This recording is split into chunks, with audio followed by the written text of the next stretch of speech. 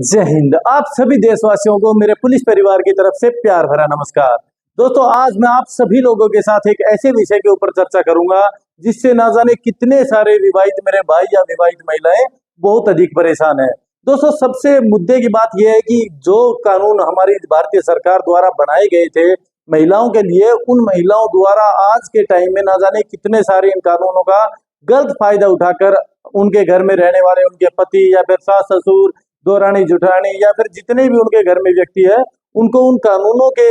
मद्देनजर उनको परेशान किया जा रहा है। दोस्तों, इसी तरह के कुछ विक्टिम्स मेरे पास आए, उन्होंने यह गुजारिश की मेरे से कि सर, इस टॉपिक के ऊपर जरूर आप एक वीडियो बनाओ, ताकि मेरे जैसे ना पता कितने सारे भाई हैं या कितनी सारी महिलाएं हैं जो इस तरह के कानून से कहीं ना कहीं अनअवेयरनेस ऑफ दिस नॉलेज, उस नॉलेज की अनअवेयरनेस के कारण वो कहीं ना कहीं उससे ग्रस्त हो रहे हैं। तो सबसे मेन मुद्दा, एक मेरा भाई है जो मेरे साथ पढ़ता था, उसकी जो 5 साल पहले शादी हुई थी, 1.5-2 साल पहले, कहीं ना कहीं उन दोनों में, उसकी वाइफ और उसमें विवाद हो गया और उसके चलते वो दोनों अलग हो गए। परंतु उसके कारण उस महिला ने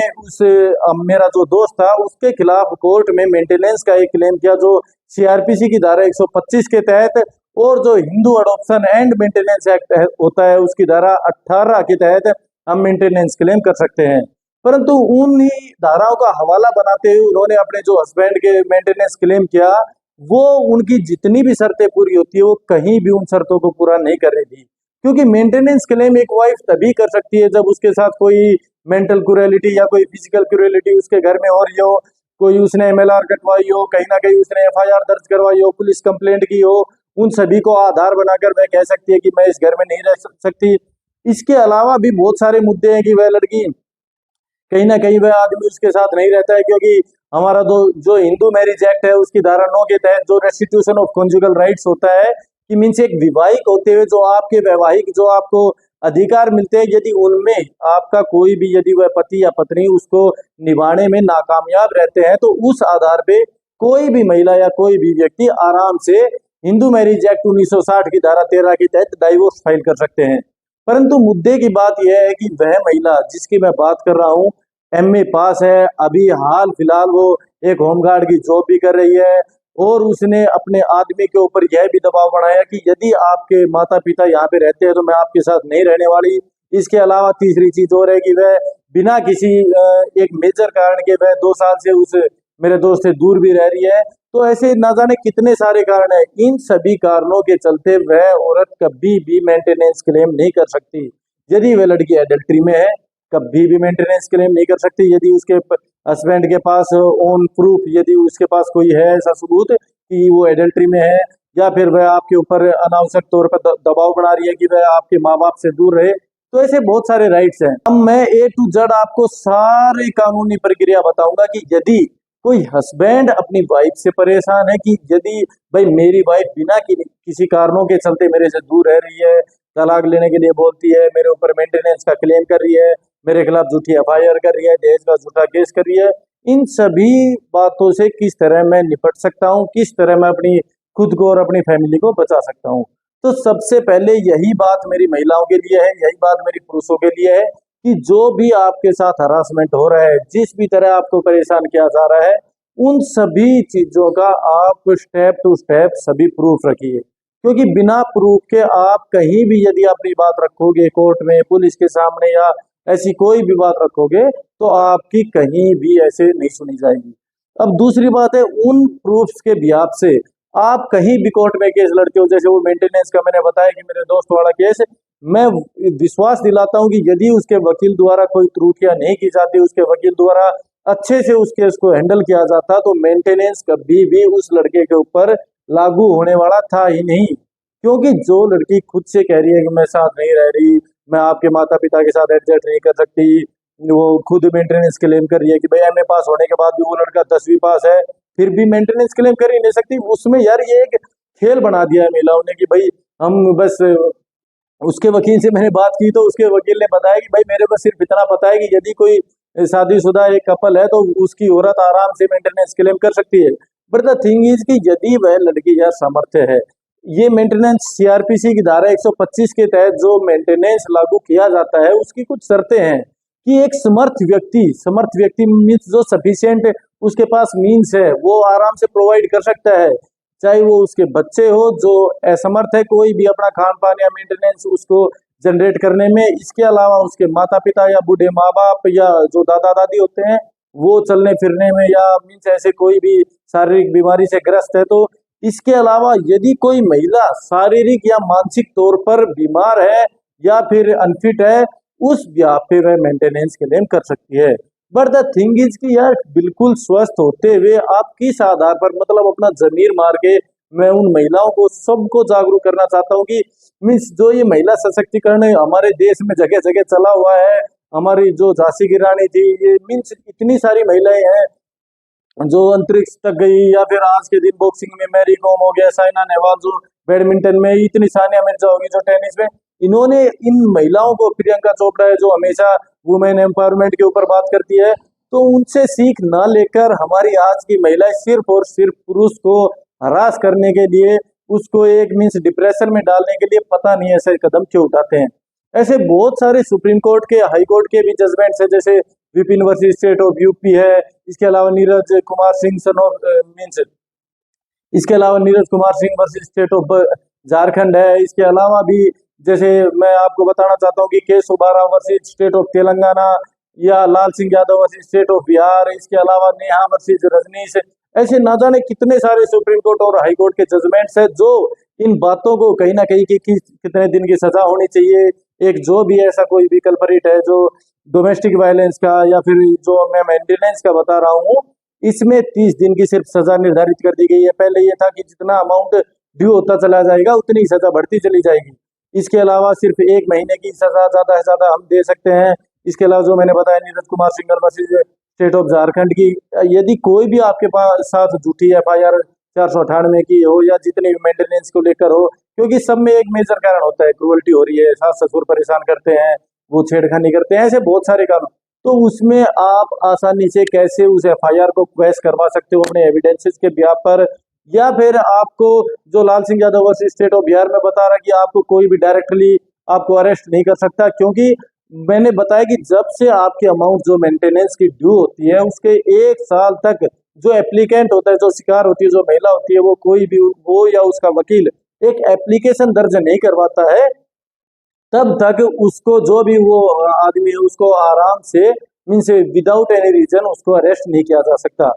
तो दोस्तों इसके अलावा मैंने बताया कि 125 में किस किस को मेंटेनेंस लागू है, किस किस को मेंटेनेंस दिया जा सकता है एक व्यक्ति के द्वारा जो समर्थ व्यक्ति होता है। इसके अलावा धारा 126 का वो कहीं भी क्लेम कर सकती है, चाहे वो पुरुष जहाँ का रहने वाला है, महिला जहाँ की रहने वाली है, लास्ट टाइम जहाँ पे रहते थे। इसके अलावा भी 127 में यदि आपको मीन्स लाइक जैसे वो लड़का उसको मेंटेनेंस दे रहा है, परंतु अब उसको लगता है कि वो लड़की जॉब कर रही है, वो MA पास है, या किसी कारणवश गलती के कारण मैंने मेंटेनेंस शुरू करवा दिया, परंतु उसके एडल्ट्री के प्रूफ अब मेरे पास आ गए हैं, या मेरे बिना मैं उसको रखना चाहता हूँ, वो बिना मीन्स किसी कारण के मेरे से दूर रह रही है, तो इन सभी को आधार बनाकर आपकी जो भी अगली तारीख है उसमें अपने वकील के थ्रू या खुद आप उस केस को फाइट करके इन सभी एविडेंसेस को पुट कर सकते हैं, ताकि आपका जो मेंटेनेंस अभी आगे भी जारी रहता है उसको आप वहीं पर कैंसिल करवा सको।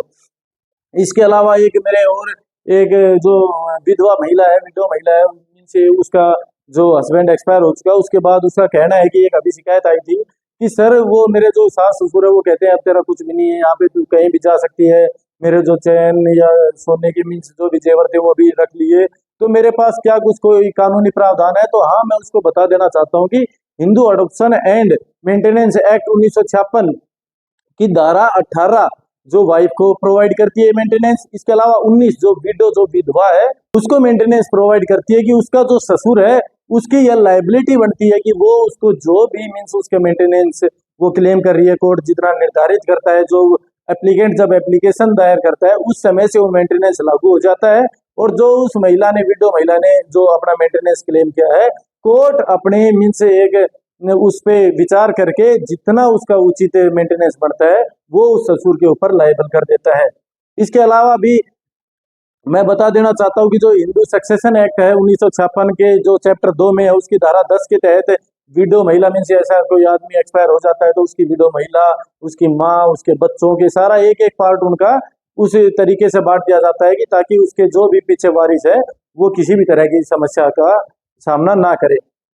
इसके अलावा कल परसों ये घटना आई थी, बहुत ही शर्मनाक करने वाली घटना है कि जो मेरा एक भाई फौज में नौकरी करता है, उसकी जो वाइफ है बहुत ज्यादा गैर चलन थी, जिसने मीन्स बहुत सारे लोगों से बात करके अपने सारे 8-7 लाख के जो गहने थे वो गवा दिए। इसके अलावा उसने सबसे बड़ी शर्मनाक घटना तो यह की कि वह अपने दोनों बच्चों, जो 13 साल की लड़की थी, 11 साल के लड़के को लेकर बाहर चली जाती है, कहीं दिल्ली या लखनऊ वगैरह, और वहां से अपने बच्चों को एक किडनैप का हवाला देकर अपने आदमी और घर वालों के पास इस तरह की वीडियो बना के भेज रही है कि ये वो उन बच्चों से वीडियो बनवा रही है कि पापा मीन्स रो रहे हैं वो बच्चे, पापा हमें किडनैप कर लिया है, कृपया करके पैसे पहुंचाओ।